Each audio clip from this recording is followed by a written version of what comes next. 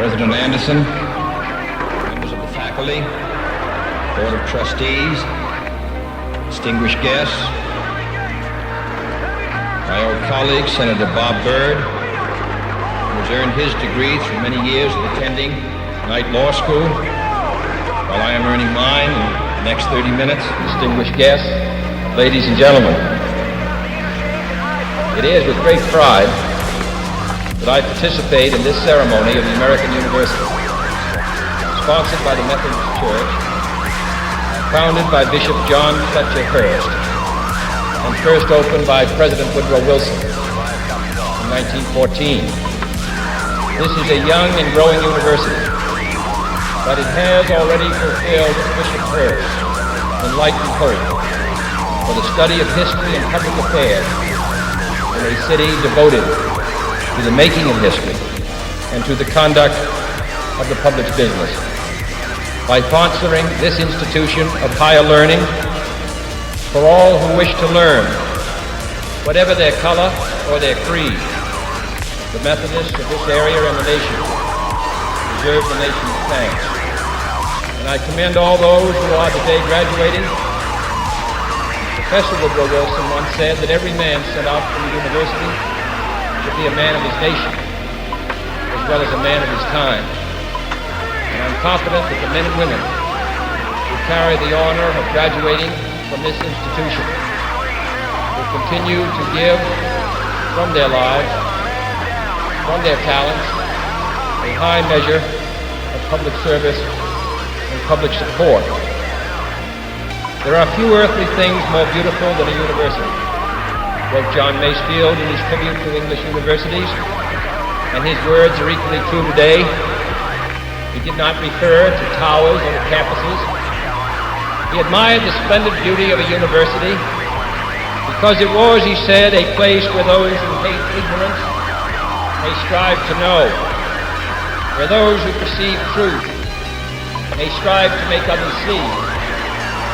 I have therefore chosen this time and place discuss a topic on which ignorance too often abounds, the truth too rarely perceived, and that is the most important topic on earth, peace.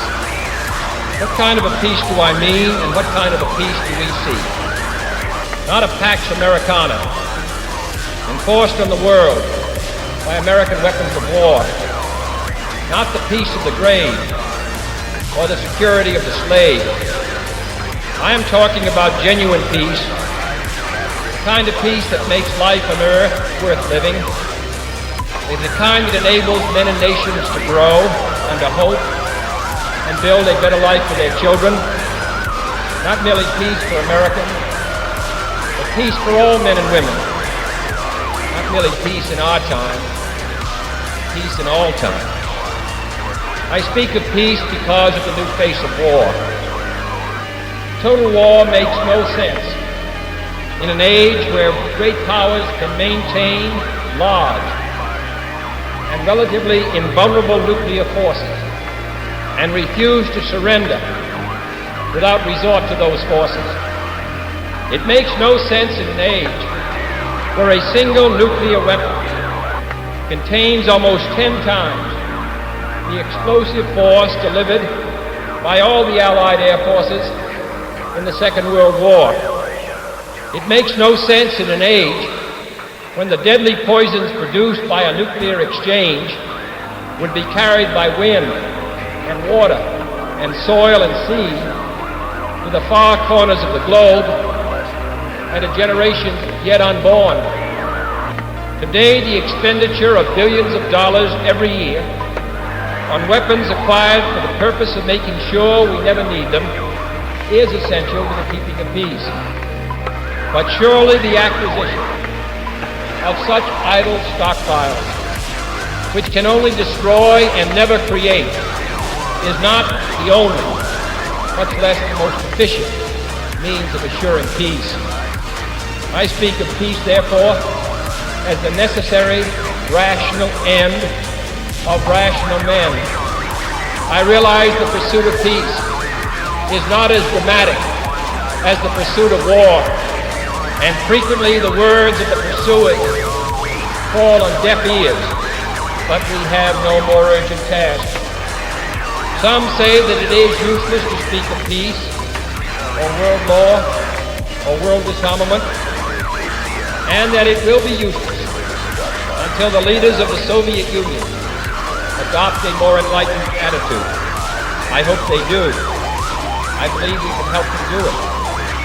But I also believe that we must re-examine our own attitude as individuals and as a nation. For our attitude is as essential as theirs. And every graduate of this school, every thoughtful citizen who despairs of war and wishes to bring peace should begin by looking inward, by examining his own attitude towards the possibilities of peace, towards the Soviet Union, towards the course of the Cold War, and towards freedom and peace here at home. First, examine our attitude towards peace itself. Too many of us think it is impossible. Too many think it is unreal. But that is a dangerous, defeatist belief. It leads to the conclusion that war is inevitable, that mankind is doomed, that we are gripped by forces we cannot control. We need not accept that view. Our problems are man-made, therefore they can be solved by man, and man can be as big as he wants. No problem of human destiny is beyond human beings. Man's reason and spirit have often solved the seemingly unsolvable, and we believe they can do it again. I am not referring to the absolute, infinite concept of universal peace and goodwill, of which some fantasies and fanatics dream. I do not deny the value of hopes and dreams, but we merely invite discouragement and incredulity by making that our only and immediate goal. Let us focus instead on a more practical, more attainable peace, based not on a sudden revolution in human nature, but on a gradual evolution in human institutions, on a series of concrete actions and effective agreements which are in the interests of all concerned. There is no single simple key to this peace, no grand or magic formula to be adopted by one or two powers. Genuine peace must be the product of many nations, the sum of many acts. It must be dynamic, not static, changing to meet the challenge of each new generation. For peace is a process, a way of solving problems.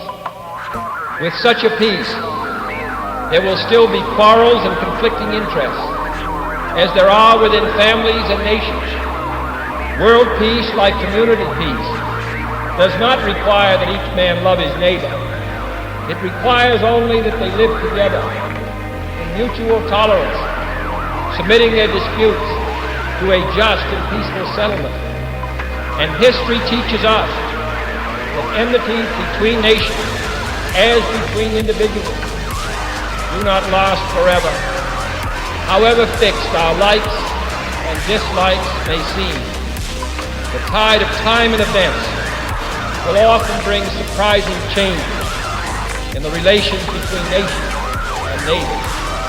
So let us persevere. Peace need not be impractical, and war need not be inevitable. By defining our goal more clearly, by making it seem more manageable and less remote, we can help all people to see it, to draw hope from it, and to move irresistibly towards it. And second, let us re-examine our attitude towards the Soviet Union. It is discouraging to think that their leaders may actually believe that their propaganda is right. It is discouraging to read a recent authoritative Soviet text on military strategy and find on page after page wholly baseless and incredible claims, such as the allegation that American imperialist circles are preparing to unleash different types of war, that there is a very real threat of a preventative war being unleashed by American imperialists against the Soviet Union, and that the political aims, and I quote, of the American imperialists how to enslave economically and politically the European and other capitalist countries, and to achieve world domination by means of aggressive war, unquote. Truly, as it was written long ago, the wicked flee when no man pursueth. Yet it is sad to read these Soviet statements, to realize the extent of the gulf between them. But it is also a warning to the American people not to fall into the same trap as the Soviets, not to see only a distorted and desperate view of the other side, not to see conflict as inevitable, accommodation as impossible, and communication as nothing more than an exchange of threats. No government or social system is so evil that its people must be considered as lacking in virtue. As Americans, we find communism profoundly repugnant as a negation of personal freedom and dignity. But we can still hail the Russian people for their many achievements in science, space, in economic and industrial growth, in culture, in acts of courage. Among the many traits the peoples of our two countries have in common, none is stronger than our mutual abhorrence of war. Almost unique among the major world powers, we have never been at war with each other, and no nation in the history of battle ever suffered more than the Soviet Union in the Second World War. At least 20 million lost their lives. Countless millions of homes and families were burned or sacked. A third of the nation's territory, including 2/3 of its industrial base, was turned into a wasteland, a loss equivalent to the destruction of this country east of Chicago. Today, should total war ever break out again, no matter how, our two countries will be the primary target. It is an ironic but accurate fact that the two strongest powers are the two in the most danger of devastation. All we have built, all we have worked for, would be destroyed in the first 24 hours. And even in the Cold War, which brings burdens and dangers to so many countries, including this nation's closest allies, our two countries bear the heaviest burden. For we are both devoting massive sums of money to weapons that could be better devoted to combat ignorance, poverty, and disease. We are both caught up in a vicious and dangerous cycle, with suspicion on one side breeding suspicion on the other, and new weapons begetting counter-weapons. In short, both the United States and its allies, and the Soviet Union and its allies, have a mutually deep interest in a just and genuine peace and in halting the arms race. Agreements to this end are in the interests of the Soviet Union as well as ours. And even the most hostile nations can be relied upon to accept and keep those treaty obligations, and only those treaty obligations, which are in their own interest. So let us not be blind to our differences, but let us also direct attention to our common interests and the means by which those differences can be resolved. And if we cannot end now our differences, at least we can help make the world safe for diversity. For in the final analysis, our most basic common link is that we all inhabit this small planet. We all breathe the same air. We all cherish our children's future, and we are all mortal.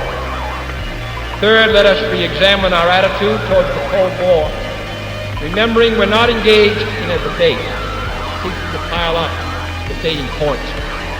We are not here distributing blame or pointing the finger of judgment.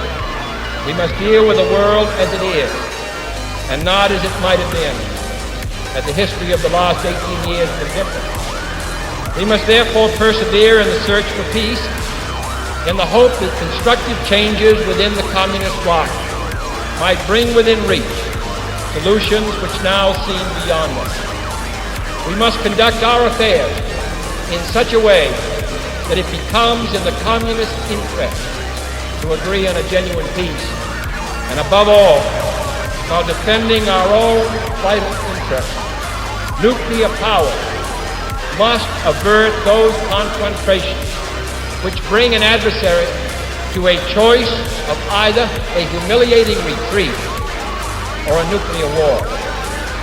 To adopt that kind of course in the nuclear age would be evidence only of the bankruptcy of our policy or of a collective death wish for the world.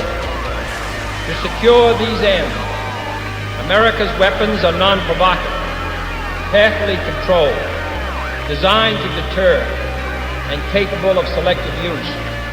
Our military forces are committed to peace and disciplined in self-restraint. Our diplomats are instructed to avoid unnecessary irritants and purely rhetorical hostility, for we can seek a relaxation of tensions without relaxing our guard. And for our part, we do not need to use threats to prove we are resolute.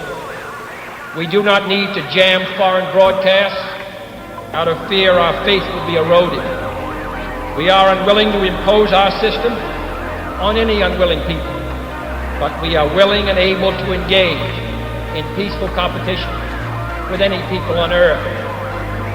Meanwhile, we seek to strengthen the United Nations to help solve its financial problems, to make it a more effective instrument for peace, to develop it into a genuine world security system, a system capable of resolving disputes on the basis of law, of ensuring the security of the large and the small, and of creating conditions under which arms can finally be abolished.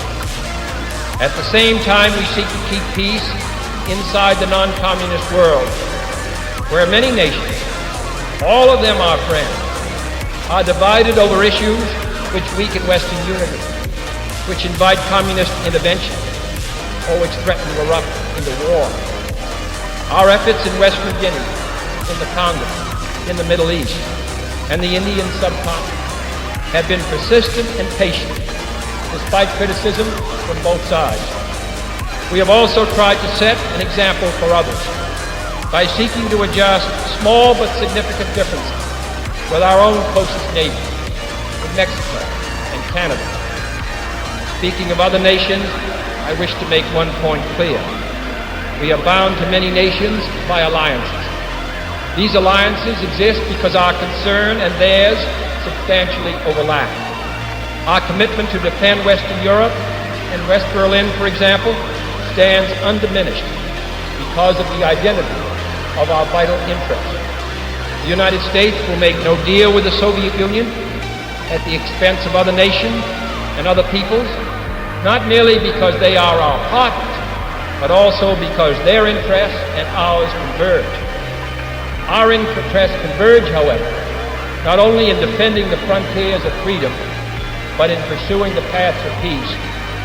It is our hope and the purpose of Allied policy to convince the Soviet Union that she too should let each nation choose its own future, so long as that choice does not interfere with the choices of others.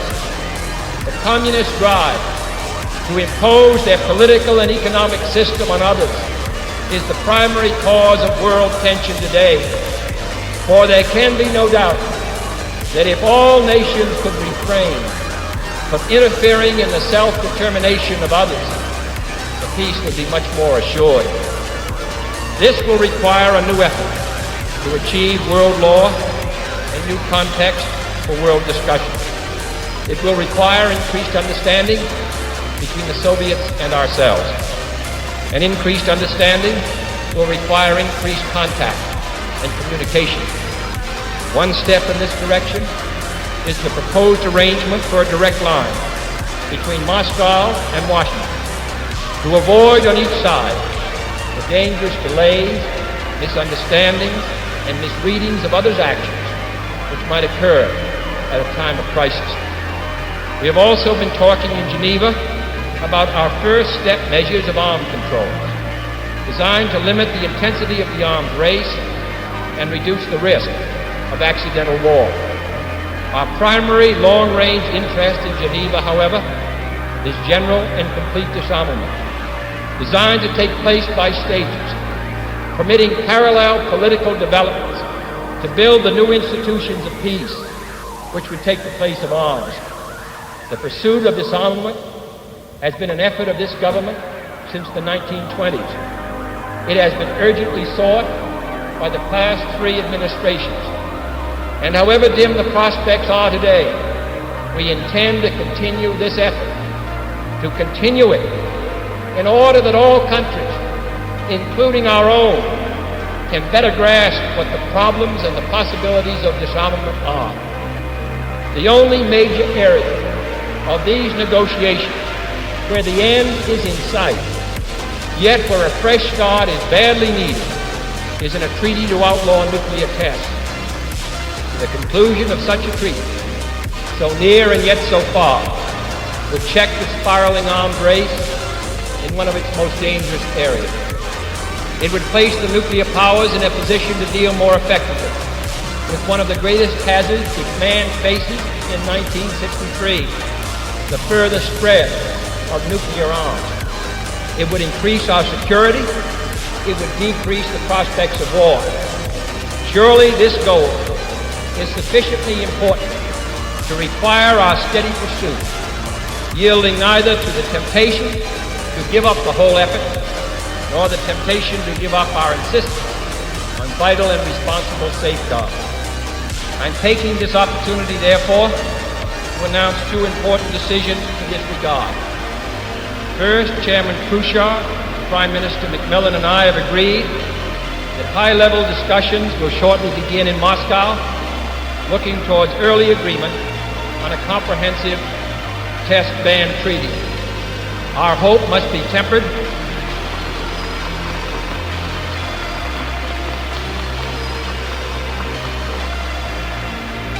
Our hopes must be tempered with the caution of history, but with our hopes go the hopes of all mankind. Second, to make clear our good faith and solemn convictions on this matter, I now declare that the United States does not propose to conduct nuclear tests in the atmosphere so long as other states do not do so. We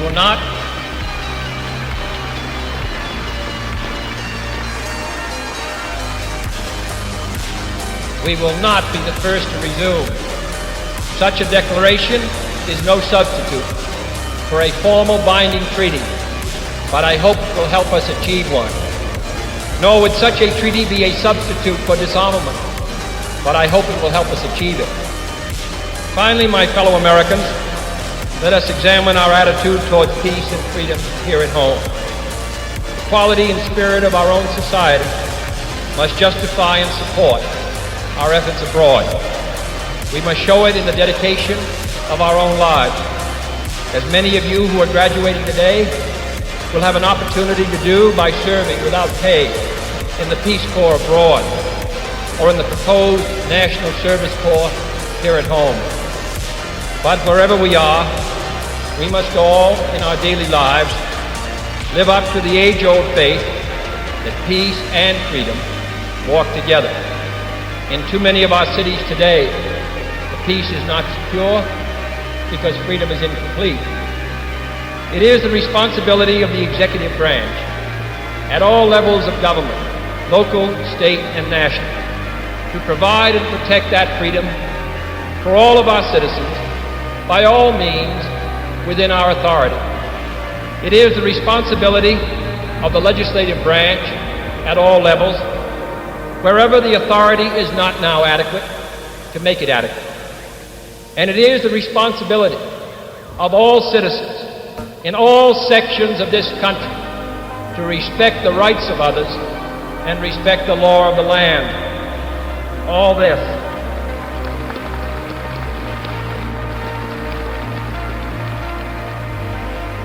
this is not unrelated to world peace. When a man's way please the Lord, the scriptures tell us, he maketh even his enemies to be at peace with him. And is not peace, in the last analysis, basically a matter of human rights? The right to live out our lives without fear of devastation, the right to breathe air, as nature provided it, the right of future generations to a healthy existence. While we proceed to safeguard our national interests, let us also safeguard human interests. And the elimination of war and arms is clearly in the interest of both. No treaty, however much it may be to the advantage of all, however tightly it may be worded, can provide absolute security against the risks of deception and evasion. But it can, if it is sufficiently effective in its enforcement, and it is sufficiently in the interest of its signers, offer far more security and far fewer risks than an unabated, uncontrolled, unpredictable arms race. The United States, as the world knows, will never start a war. We do not want a war. We do not now expect a war. This generation of Americans has already had enough, more than enough, of war and hate and oppression.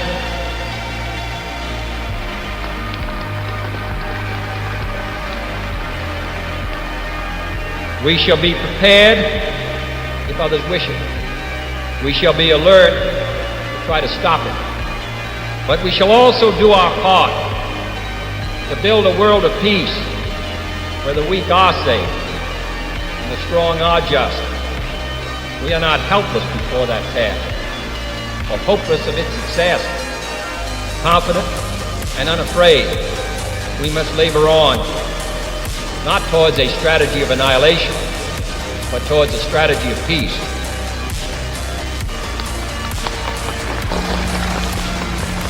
My pride on that which changed the world. Strange game, the only winning move is not to play.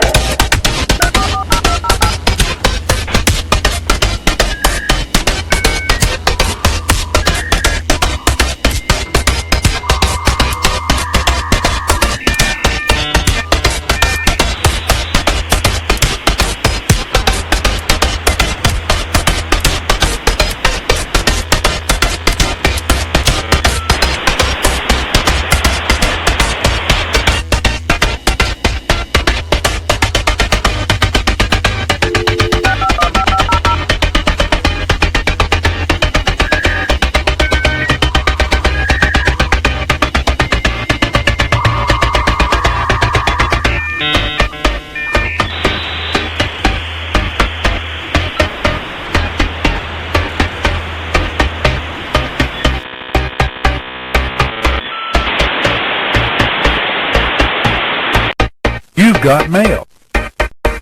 How about a